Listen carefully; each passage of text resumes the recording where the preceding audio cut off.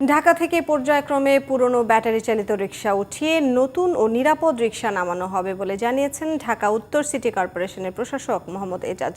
সোমবার দূষণমুক্ত ও ন্যায্য নগর গঠনে নবায়নযোগ্য জ্বালানির ভূমিকা বিষয়ে সেমিনারে তিনি বলেছেন, ঢাকা থেকে ২০ বছরের পুরনো বাসও সরিয়ে ফেলা হবে এবং বায়ু দূষণ রোধে ঢাকা উত্তরের ৫০টি স্থানে বায়ু পরিশুদ্ধকরণ মেশিন বসানোর সিদ্ধান্ত হয়েছে। সেমিনারে পরিবেশ বিশেষজ্ঞরা বলেছেন, দূষণ রোধে নবায়নযোগ্য জ্বালানির উপর নির্ভরশীলতা বাড়ানোর পাশাপাশি কমাতে হবে বিদ্যুতের ব্যবহার। বিস্তারিত আহমদ অনিকের রিপোর্টে। সোমবার ঢাকা উত্তর সিটি কর্পোরেশনের নগর ভবনে বায়ুমণ্ডলীয় দূষণ অধ্যয়ন কেন্দ্র ক্যাপসের আয়োজনে দূষণ ও নবায়নযোগ্য জ্বালানি নিয়ে সেমিনারে তুলে ধরা হয় রাজধানীর দূষণের চিত্র। শিক্ষার্থীদের জরিপে উঠে আসে ঢাকায় সবচেয়ে বেশি দূষণ হয় বায়ু, শব্দ আর পানি। আলোচনায় পরিবেশবিদ ও নগর বিশেষজ্ঞরা বলেন, শুধু নবায়নযোগ্য জ্বালানি দিয়ে বিদ্যুৎ সংকট মোকাবেলা সম্ভব নয়। এছাড়া পরিবেশ দূষণকারীদের বিরুদ্ধে কঠোর হতে হবে বলেও জানান তারা। আমরা ইন্ডাস্ট্রিয়ালিস্টদেরকে বলছি সিআইপি, তাকে আমরা স্পেশাল ট্রিটমেন্ট দিচ্ছি, তাকে প্রশ্ন করছি না আপনি সিআইপি কি পরিমাণ পলিউশন করছেন।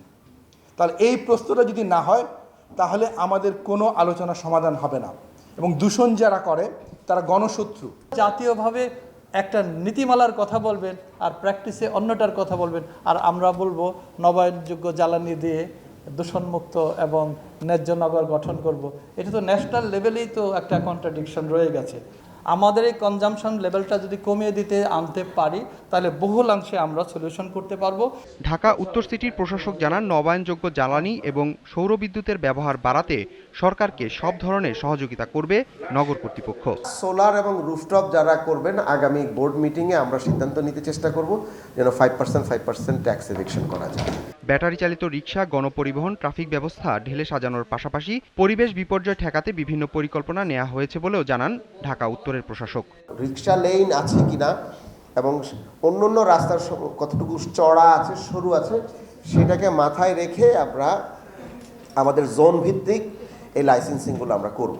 আমরা ঢাকার 50টি জায়গায় এয়ার পলিউশন কন্ট্রোলের জন্য এয়ার পিউরিফায়ার 50টি জায়গায় আমরা ইনস্টল করব।